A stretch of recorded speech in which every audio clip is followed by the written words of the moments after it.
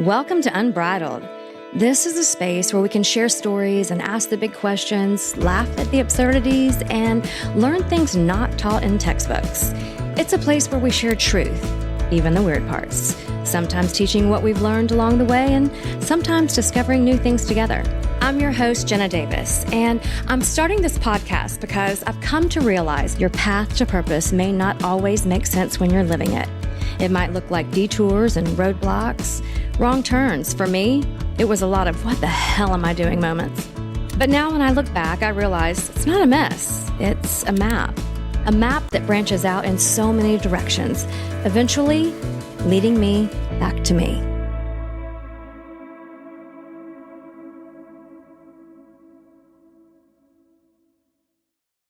If you listen to part one, you heard the beginning of my story, but like most beginnings, it's layered and there's a few parts I only brushed over. Not because I didn't want to tell it, but because I wanted to tell it right. And one of those parts is about Derek.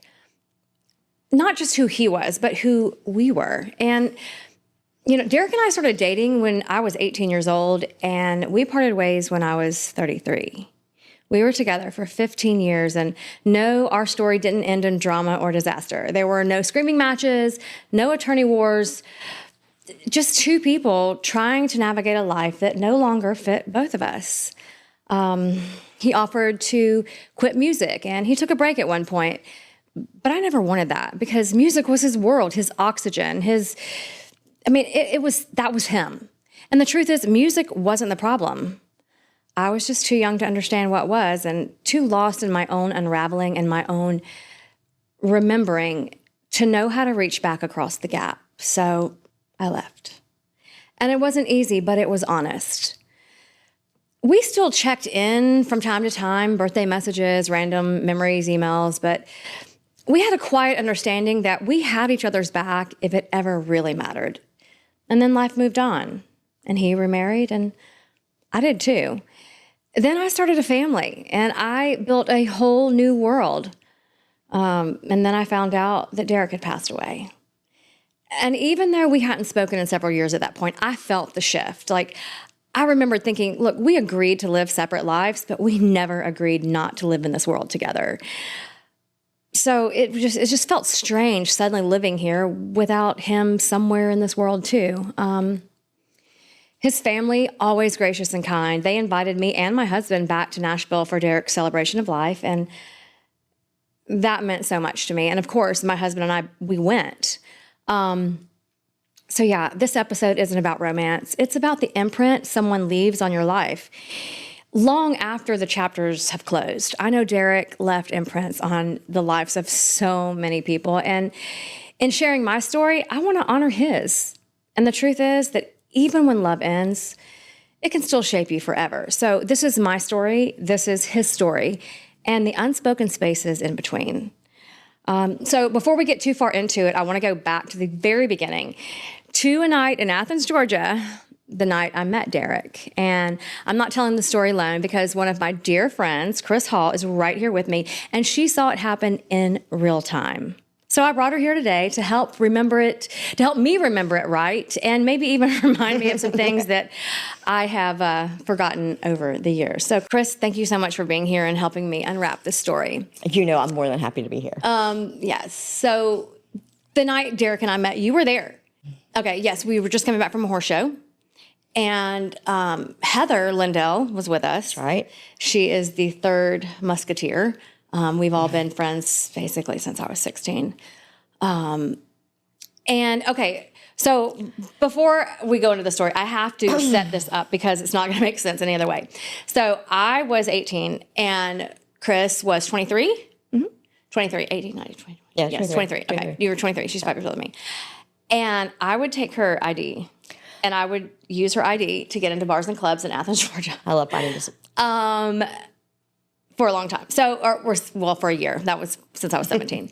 So they knew me there at the Roadhouse. So that's why we could go, and I didn't have to have her ID, and she was with me, and it was totally fine because they knew me. And strangely enough, talking about this, I remember the name of the bartender, Lionel, Lionel.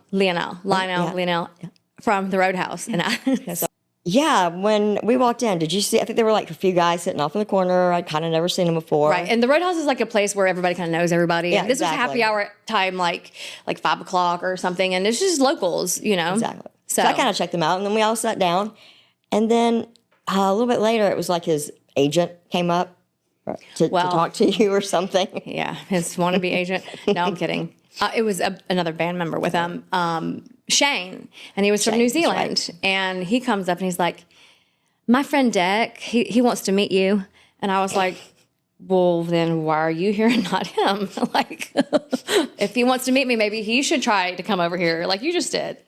And so, yeah, he did. He kind of was like, touche, and he left. And then Derek came over and introduced himself. Yeah.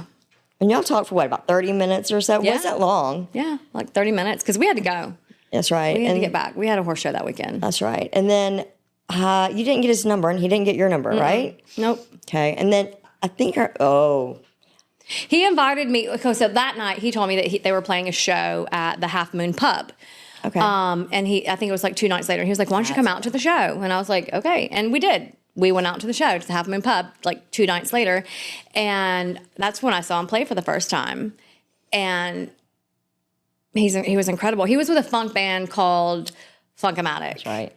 And Booty Police. Yes. They were like a college campus band, and they were really good. And they had a song called Booty Police. It was a funk band. It was really good.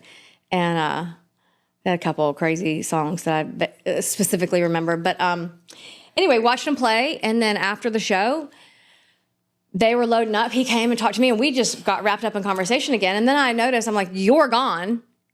Can we go back a little bit? What? There's something that that really stood out to me at that time. Do you remember when we were leaving the Roadhouse, what you said to me? Oh, yeah, I do. You were so giddy. And right after I met Derek, we had talked for 30 minutes or so, and then we had to leave. But yeah, when we walked out of the Roadhouse, I looked at both Heather and Chris, and I was like, I'm going to marry him. And I was 18, and trust me, I smiled and shook my head. I did not care. I was not looking to get married anytime soon. That was not my MO. How and why I said that, I do not know. But yeah, I did. You definitely were not looking to get married. I was definitely not looking to get married. And we didn't right away. It was 3 years later, and we'd already moved to Nashville when we got married. But yeah, I did. I said that, and I just knew it. It's weird. Yeah. So back to the Half Moon Pub. So they played. They wrapped up. You bolted with some friends. You were gone. And we were talking, and he offered to take me home. I was like, no, I don't want to, or, I didn't want to go home with him. So we went and sat outside, and your car was still there. So I knew you didn't totally bail. Your car was still outside, and we sat, there was a park bench outside of the Half Moon Pub, and your car was right there. And we sat on the park bench, and we talked for hours, and then we went across the street, kind of catty-cornered, or wherever the grill was. We went to the grill, and we ate, and then we came back, and we just sat there. And then you rolled up, I don't know, around 3 or 4 in the morning. And I was trying to be a good friend. Right, you're just giving me my time. Yes, I got it. And so then you came up, and we said goodnight, and we had exchanged each other's numbers. And that really, from that moment, that's when we started dating. Like, that was kind of,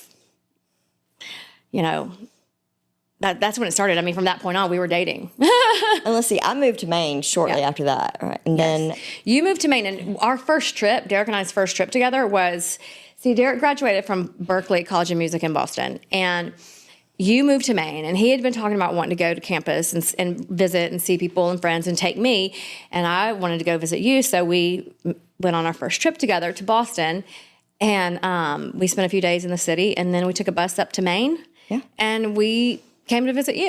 Mm-hmm. Yeah, I remember that. There was an incident that happened. Something. You want to tell the story? I knew you were going there. I knew you were going there. No, I'll tell it. I ain't afraid. So the house that you lived in, the house that Chris lived in, it was a 2-bedroom, 1 bathroom, and her roommates were in 1 bedroom. And she had the other, and she let us have that bedroom, and she slept on the couch, and the bathroom was in the middle. And so this was our first trip together, and I was, what do you call it? I was shit shy. Yeah. And so I hadn't been to the bathroom in like 3 days at all. And oh my God, I can't believe I'm telling this story. And I mean, I'll tell it. no, I got it. Let Okay. me. And so we went to bed, and and the house was I remember the house was so quiet. And we went to bed. I woke up with the bubble gut, the boom, boom, boom, and and like just the like, oh God. And I started sweating. I was like sweating profusely. I was like, oh my God, my stomach.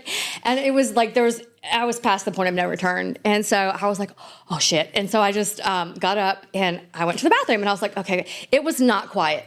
Mm-mm. It was not quiet at all. It was so not quiet. No, I was downstairs. And I remember trying to rationalize it to myself, thinking everybody's asleep. No one knows who's in the bathroom because, anyway. So wrap that up.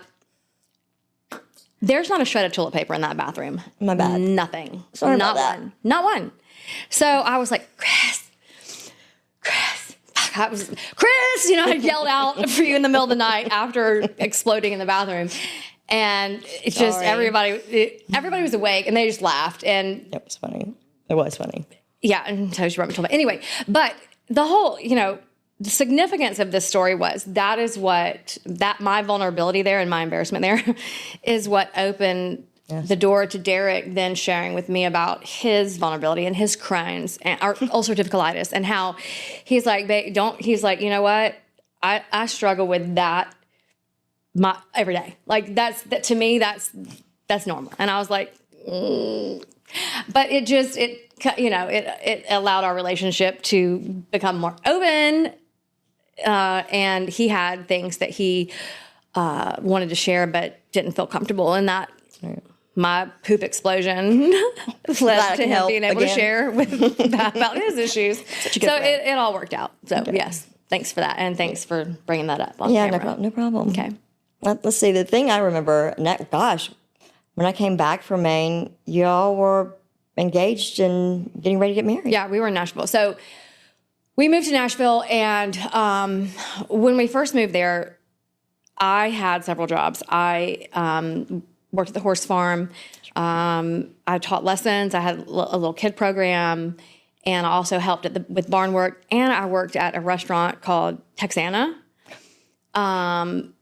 And Derek, he didn't want to have a day job because he wanted to be available for sessions and for auditions and whatever that came up. So he got a job working at Kroger at the night shift from 11 to 7. And so, yeah, that's what he did. So that's right. I remember playing football in between his breaks. We'd go and see him. Well, when you came to visit. Yeah, when I came to visit. He was... Yeah, we hung out, and then we went up to see him and played football in the Kroger parking lot. That's so funny. I remember that. Yeah.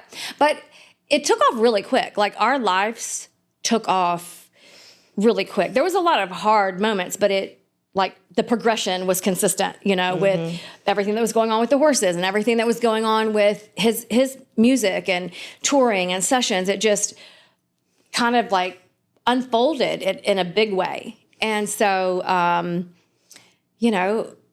I was writing with Tammy Crawford at the time, and then through her, I met my investors, Pat and Randy Durter, who then I was going to Europe and importing horses and coming back and going down to Wellington and competing and training with Robert Dover and everything. And he was on tour, and he was playing for, whoever was big at the time. And it progressed until we moved to LA. And that, I think I covered most of that in my first episode. So didn't something happen on the way out to LA? Something. Well, we sold our house. We moved out to LA. We did not hire movers. We packed up we sold our house. We had a house in Franklin. We sold our house, and we packed up the U-Haul, and we put my car. I had a little SLK convertible. I'm only saying that because it was tiny, and it'll make sense in a minute. It was a tiny little car, and I had a car trailer tow behind the U-Haul that I was driving, and he was driving in his Expedition. And we packed it all up, and we drove. We took off, the two of us, and we moved to LA. And it was there were awful fires going on. It's like we were driving into hell. We were like, oh my God, there are fires everywhere. And the U-Haul broke down in Barstow, going through the mountains. And what was that? The Mojave Desert, right? Yeah.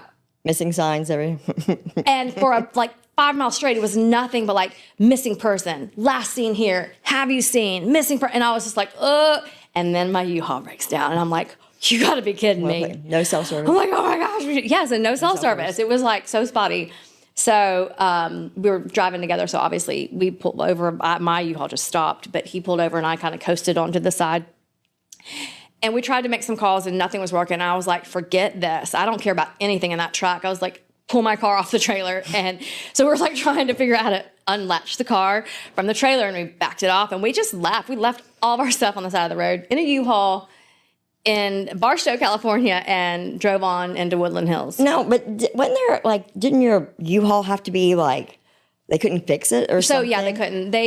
We did reach someone, and we didn't have a lock or anything on this U-Haul. It's amazing that our stuff was still there, and it was. Nothing was taken. A lot of stuff was broken, but nothing was taken. But they towed the U-Haul to some facility to like try to fix it. They couldn't fix it. And I guess there's U-Haul regulations that they're not allowed to like unload my stuff and put it in another U-Haul. They had to tow the U-Haul to Woodland Hills. But here's the thing, if you know anything about living in California, like we were right off the 101 and we were on like a side road, and there's not really like parking is not like, oh, you just go somewhere. There's like not a lot of parking. So they towed this U-Haul and they parked. It was like a mile from our apartment. So we were like hauling stuff like back and forth trying to unload this thing. Anyway, it was fond, disastrous memories, not fun at the time, but now it's funny and it's all good. But yeah, so that was our moving there. And I had FedEx my horse. I literally put Nairobi on a FedEx flight and sent him to New York. I mean, to LA. So that was fun. That was interesting. I didn't know you could do that until I actually did it. So I know he enjoyed it. Yeah, so that was LA. So that was our move to LA. And then, well, I got a call, but I guess how long were we out in LA?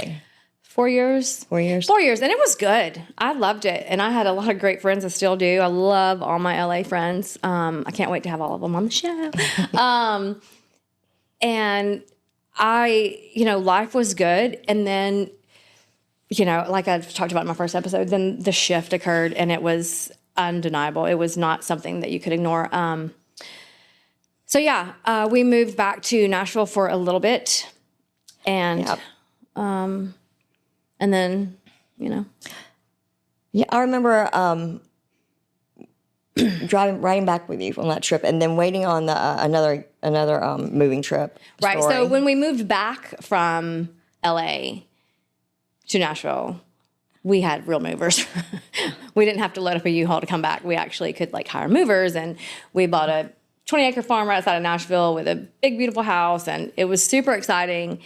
And then I was supposed to rush back out. Yeah, you flew out. Yep, I flew out. So you could drive back with me because I wanted to get our cars back. Mm-hmm. And I didn't even know you could ship a car back then. You got to fly a horse, but I didn't think about shipping a car. But anyway, so I drove Derek's car with you back. We went straight through to Nashville. We drove straight through. We had a timeline. Yeah, because we had to meet the movers. The movers, yeah. And the movers were almost 2 weeks late. We sat in an empty house. And we went and bought air mattresses and a TV. And Derek was still on tour with Kelly. He was still on the road. And they still didn't have. By the time he got there, did they even? No, the furniture started. It was like, welcome to our empty house. God, great moving stories. So sometimes the transitions are, a little weird, but it always pans out. One thing when I'd visit y'all, I noticed y'all were writing music a lot. And, can you tell me about that? Because it was always amazing to me, the way that y'all wrote music together. Yes. So we had a very strange process, the way that we would write together. I don't really play any instruments very well, not enough to really do much with it. But he would write a song, just the drum track, which is, it sounds, but literally from the keeping up to the bridge to the just he would write a drum track. And if you heard it and you didn't know anything about it, you would just be like, okay, what's that? But I could hear melodies in it. And so I would write the song over on top of this drum track. And sometimes we would have to like cut and paste a little bit, or I'd need a couple more measures before the chorus kicked in or whatever. So we could make adjustments. But I could just hear the song when I heard the drum track. So I would sing, write the lyrics, sing the melody this part of it was just his drums and my voice. And then he would build the song around that. So then he would come in and he'd add some keys, and then he'd add bass, and he would add, string or whatever required of the song. And then we'd have the demo. And then if we wanted to cut it for real, or we'd bring a band and be like, here's the demo, now let's do it live or whatever. But we built the song like opposite of what most people do, like totally backwards. Like there's no one that ever just lays down drums and then writes a song. But it worked for us. Mm-hmm. It absolutely worked. And then it got to a point where we knew each other's style so well that he could, he would send me tracks sometimes, like if he was on the road he would send me tracks, and I would just write the song to the track, and I would cut a vocal over it, and I'd send it back, and then, he'd have the guys play it, and we'd write songs like that. Yeah. So what was your favorite song? I mean, I know what my favorite song is. What was your favorite? Truck. Don't Touch My Truck. Yeah, that was a good one. Love it. I loved Vodka. Where's the Vodka? That was a good song. I feel like those Truck and Vodka are timeless. And I loved a song. I wish that we would have finished it. The song itself is finished, but we never recut it like with good instruments or players. It's just like all, thrown together. But it's a song that we wrote for American Idol winner. Oh, I know that. It's called This Is Me. And we never pitched it, but that was the intent for it. And it is so good.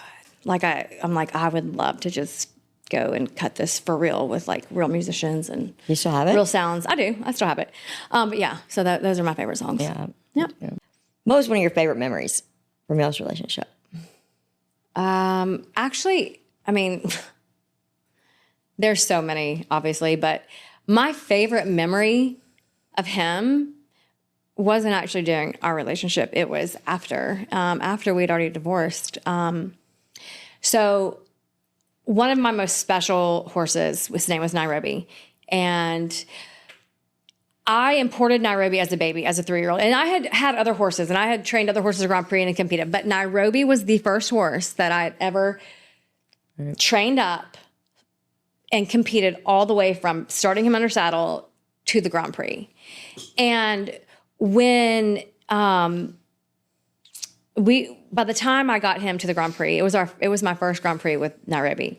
And, Derek knew, Nairobi was flying back and forth to LA with us. Nairobi went everywhere. He knew Nairobi and Nairobi knew him, and he was special. And so it was my first Grand Prix on Nairobi, and Derek and his family and people showed up for him.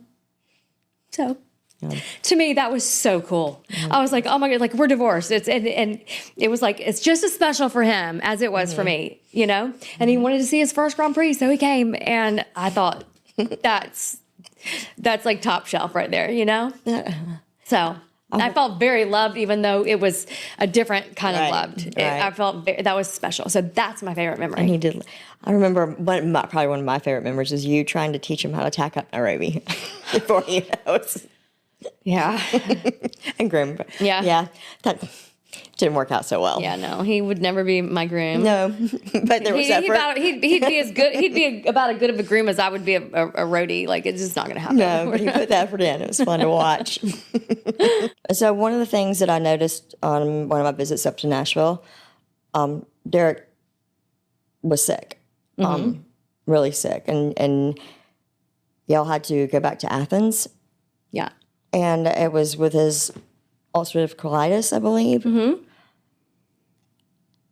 How was that throughout your marriage? Because it was so hidden from me. Actually, I spent a lot of time with y'all, and I was surprised at that one incident.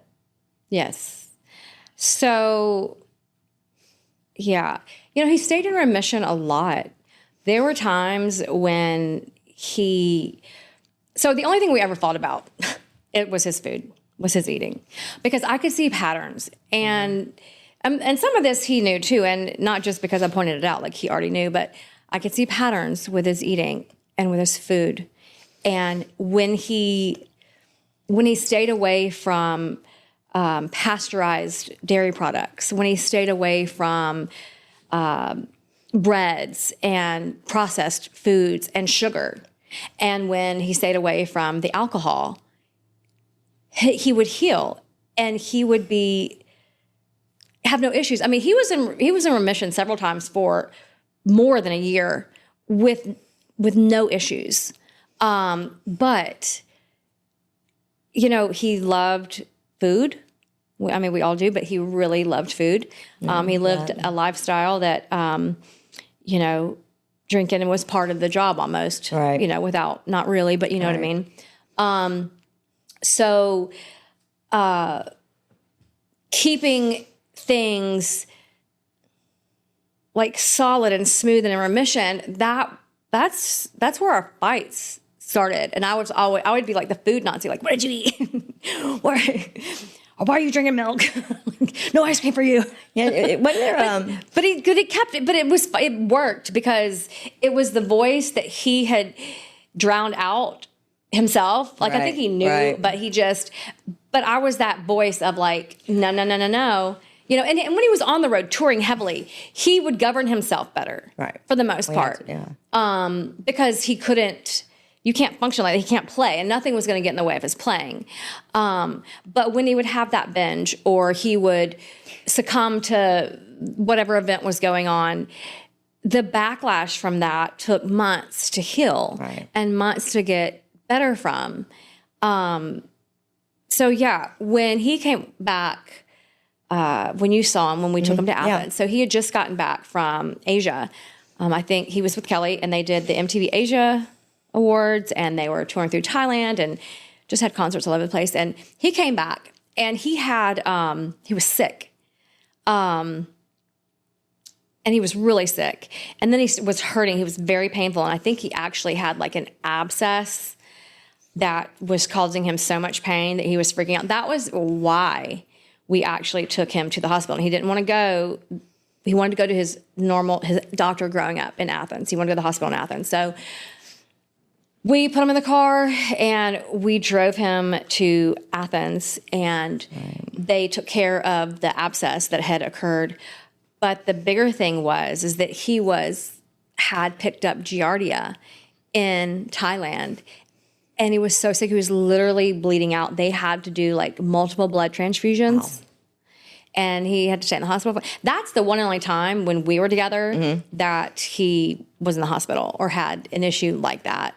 And that was awful and terrifying. And it took a long time for him to recover from that. But he did. And, I'm glad that he had the abscess, because we may not have, I don't know. We needed to get him to the hospital, and that abscess is what made him get in there. Right. So that was good. But, that was the one and only major illness that we dealt with, through our marriage and life together. He was gray. I remember he was gray when y'all left. Yeah. And like I said, that was the first time I was familiar with it. His family, y'all always seemed close. Yeah, we were, and we are. They're great. His dad is no longer with us, but he was great. He was a funny man. I do remember that. Yeah, he. Okay, first of all, he was a poultry scientist, like a professor at UGA, and he was like one of the leading world's poultry scientists or something like that. Anyway, chickens. And pigeons. And he loved pigeons. I remember. He had racing pigeons. But I remember when that first started, he had a magazine, a Spanish-speaking magazine or Spanish magazine, and he sold that, and then he's like, he needed a new hobby.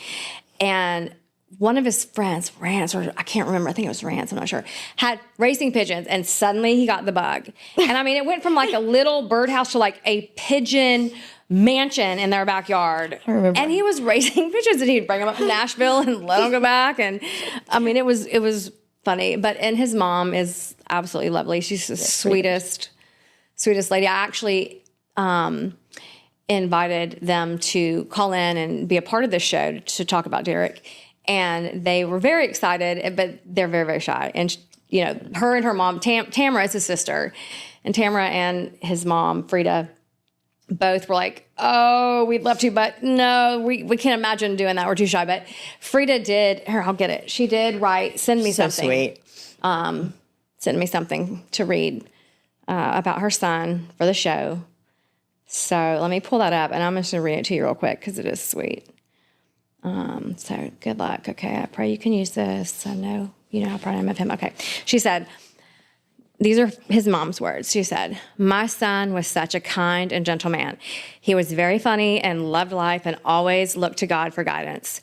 He loved playing drums from the 5th grade on. It was his dream to become a famous drummer. He worked so hard at his skills and amazed everyone, including his wife, Jenna. Together, they climbed the ladder of success during their marriage, and it was a wild and fun ride. It was. They were a great team and enjoyed life to the fullest. It gave me such joy to watch him on stage as he performed. I thought, wow, that is my son up there on stage. And he had worked so hard for everything that he had achieved, and he achieved it all and then some. Derek had chronic health issues that he battled daily, yet he was still able to push through and attain all that he had aspired to do in his life. I was and am very proud of him and for him. Amazing drummer, amazing friend, amazing son, and an amazing human being. So that was from his mom about talking about him today. So, yeah. And his sister, Tamara, she's in Murfreesboro. And she's a police officer. Right. And she's awesome. And she's one hell of a woman. And Derek used to tell me, so Tamara and I are the same age. And Tam is his little sister. Right. So we were kind of similar. So we would have little, like, that was her big brother and that was my husband. So sometimes we'd be like, it was never ever anything major. It was just silly stuff. But anyway, I remember when Derek would be like, you're so much like my sister. And I'm like, what? And he was like, yes. And he was like, I mean, y'all are totally different. I'm like, that's weird. Take that back. And he's like, no, you're different, but you're just like, you know, there are some things about y'all that's very, you know, we're both the youngest and things like that. But she's great. And she is, I take that as a compliment that when he says that, or when he said that, because she's really awesome. I know he's really close to her. And they always have been really close. He was very close with his family, which is why I was very close with them too. So yeah. Yeah. So many stories. What do you think Derek would say if he were here? You know, I don't know. I remember when we were dating, one other thing, I would always say, like, we would hold hands or whatever, and I'd be looking at our hands. And I was kind of a weirdo. I would say things like, gosh, isn't it going to be so cool one day to, like, look down and see our hands when they're 90 and wrinkly and all decrepit looking and be like, wow, these are our hands and they're still holding each other or whatever. And he would be like, you'd see him look down at his hands and he'd be like, yeah, I don't see my hands getting old. I don't think I'm going to live to be very old. And I'd be like, stop. You know, I'd freak out. I'd be like, stop saying that. Don't say that. He's like, I just don't. He's like, I don't think I'm going to live to be very old. He was like, I am not. And I would be, you know, I would write it off and be like, stop it. You're just trying to ruin the moment or whatever. And then after we got married, we would talk about kids' names, you know, because we both wanted kids, just not right then, but we both wanted kids, but we would talk about names. And so we picked out names. We were like, if it's a boy, it'll be Bryson, because that was his middle name. And if it's a girl, it'll be Brianna. Mm-hmm. And so we'd kind of talk about that. And he was like, yeah, I would love to have kids, but I just don't think I'm going to have kids. He was like, I'm not going to be around for a long time. And I would be like, stop. Like, what the freak? Stop. He was like, I'm just being honest. And I'm like, stop. Well, stop. We don't need honesty like that. No. But he would say those things, you know? So those are the things that I think about sometimes, or I did after this first happened. But yeah, I think he would probably, because of that, if he was sitting right now, he'd probably be like, told you so. Because that's his personality. Yeah, that's probably what he would say. If you could go back, knowing what you know now, what would you do differently? Would you do anything to help him with his... Oh my gosh, I did. Well, I know you did, but I'm saying that you know more things right now and about his condition. Right. sure, obviously. I know a lot more now because I've studied a lot more and all that. But yeah, I would, first of all, there would, my love sometimes brings on, I want what's best for you. And if you can't see that, I'm going to put a mirror up and be like, here. And that's what I did with him too, even with the food and stuff. Mm-hmm. But so I just think that, I'm not going to enable you because I love you. I'm going to even more not enable you because I love you, and I would definitely help him help himself and make the better choices to, help us out. But yeah, that's beside the point. What do you think Derek would want you to say if you were here? He would probably want me to say something to the people struggling with Crohn's right now, or ulcerative colitis, especially the musicians, and share with them the things that that I know and that I've learned through my experience with him, because he was an advocate, even though it's a double-edged sword. His life didn't lend itself to health necessarily, right. But I know he wanted it, and I know that he would want that, especially for other people. So, yeah, I guess that's what he would want. So I guess that's what I need to do, huh? Yeah. Okay. Well, I'll do that. You were an advocate for him for 15 years. So. Yeah. Okay. I'm just going to go out on a limb and say this. If you're living with ulcerative colitis, I know it's not just about stomach pain or bathroom trips. It's about navigating life in a body that sometimes feels like it's working against you. And it's about exhaustion and unpredictability and having to say no when you wish you could say yes. But here's what I've witnessed firsthand. Your body is listening. It wants to heal. I've seen Derek's remission last nearly a year or more when his body was supported with rest and clean food and gentle care. And when things like sugar, pasteurized dairy products, processed foods, and alcohol were eliminated and replaced with nourishment, his body healed. It healed. I'm not a doctor, but I am someone who loved him through the disease. And what I've learned is that the small choices, the daily choices, they stack up either for you or against you. Did you know that medical errors are now considered the third leading cause of death in the U.S., just behind heart disease and cancer? A 2023 study estimated that nearly 800,000 Americans became permanently disabled or lost their lives each year due to misdiagnosis or medical mistakes. Now, I want to be really clear here. I am not anti-doctor. I have a deep respect for medical professionals. We need them. They carry incredible wisdom, skill, training, and they save lives every single day, but they're also human. And just like the rest of us, they can make mistakes and they can become overworked and overwhelmed or stuck in patterns. They don't know everything. They know what they've been taught and they know what they've been told, and they have rules to follow just like everyone else in business. And the medical establishment that the doctors work for is a business for profit, not wellness. And the establishment doesn't make money off healthy people. And that's why we have to remember that we are the primary caretakers of our own bodies. Your symptoms aren't just noise to be silenced. They are signals. Your body symptoms and pain, it's communication. It's calling out for your attention and not another pill to muffle its voice. So please be curious, be kind to yourself, and ask the questions. Don't be afraid to seek a second opinion or an alternative method to healing, because sometimes you got to look beyond the prescription pad. Healing doesn't always come in a bottle, and sometimes it begins with listening, and your body is the messenger. So, yeah, I think that if Derek was here right now in this moment and could ask me to share something, I think that's what he would want me to share with you, with everybody listening, or anybody that has ulcerative colitis. He died from it. He didn't have to.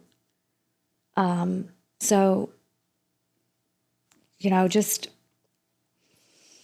know there's other ways to manage, and be an advocate for yourself. Be your own advocate for your health.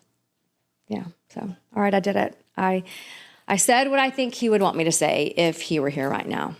I think Derek would be very happy to have you getting the word out about ulcerative colitis. Thank you. And maybe a different perspective. Yeah. Slightly. Definitely. So. I mean, you guys, 15 years.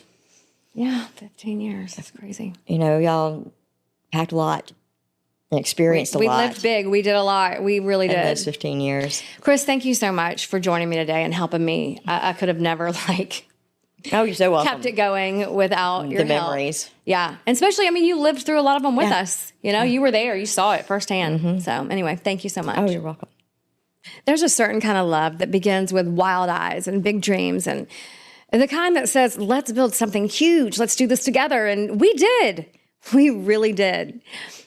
I grew up while buses were loading and arenas were filling and while songs hit the radio and sickness hit his body. Success rose and quietly, so did the pressure. There's no handbook for how to build a life when one of you is climbing the charts and the other is quietly holding the foundations together. No roadmap how to stay connected when dreams start asking for more than it gives. I saw him through the stage lights and through the flare-ups and through the joy and fatigue. And I know what foods would heal him and I knew what would hurt him. And I also knew that I couldn't make the choices for him. All I could do was love him through the choices that he made. And there were so many moments of magic and moments of deep unraveling and moments when I wondered if the perfect life we built was still even mine at all. But here's what I know. Love doesn't have to last forever to be real. You can leave someone and still carry their heart with you. You can lose yourself inside of a story and still find your way back home. The story of us wasn't a failure. It was a formation. And even now, on the other side of it all, I hold it with both hands, the love, the lessons, and the letting go. Because sometimes the most sacred chapter is the one that teaches you who you are when the applause fades and the lights go dark and you're finally left with just yourself. But before I close, this part's just for him. Before the heartbreak, before the headlines, before the health battles and the unraveling and the parting of ways, he was electric. Soul D. That's what we called him, Soul D. He was a fire starter with his drum kit, a soul full of spark and sound and so much God-given talent that it spilled out whether he tried or not. He didn't just play music, he bled it and breathed it and he moved people with it. From the garage to the Grammys, from tiny clubs to sold-out arenas, he brought heart, grit, and my God, he brought the groove. And the thing is, he made it. He did it. He lived the dream. And he stood on the world's biggest stages. Wow! And he played the soundtrack to so many millions of people's lives and somehow still managed to keep disarming people with his amazing grin and his unapologetic swagger. So this part's just for him. Not part of my story, but as the man he was all on his own. A creative force, a freak of nature, a loyal friend, a true original with rhythm that no one will ever quite replicate. Derek, Soul D. Wyatt, wherever your soul is now, I hope it's loud, and I hope it's free, and I hope it's exactly the kind of wild that you always were. And just so you know, the beat that you left behind, it still echoes. And to you watching and listening, thank you for sharing this time and this special moment with me. Stay brave, stay soft, and stay unbridled. If you enjoyed this episode, make sure to like, subscribe, and share. Until next time, stay unbridled.